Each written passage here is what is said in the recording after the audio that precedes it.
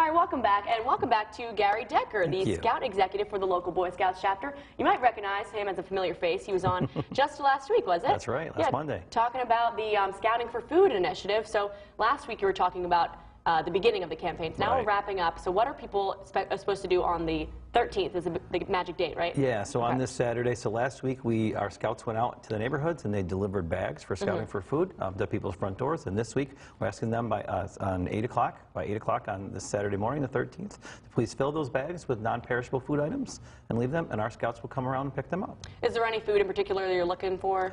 Any sort of non-perishable canned box foods that will have a long shelf life on them. Really nothing in particular. But so just remind us, why this campaign is so important. Well, our communities, we have so many people that are in need, unfortunately, and need food assistance, financial assistance, and this is one way to give back. We collect the food and then we provide it to food pantries throughout a 10-county area to help feed the needy. So what's your next step after you pick up those bags? Yeah, so we bring them to several sites throughout the communities where they're sorted and boxed, and then from there they're shipped out to the individual food banks and pantries for delivery. All right, so this is a once-a-year thing, right? And you guys used to do it in the fall, but now you do it in the spring? Yeah, we used to do it in the fall, and we moved to the spring, and talking to the local food banks, they have a greater need actually in the spring. Okay. And so we shifted to a different time this year, but we do it once a year, yes. So talk about kind of the Boy Scouts that you oversee. What do they think about this campaign? The kids have a lot of fun. The great thing about scouting is it's fun with a purpose.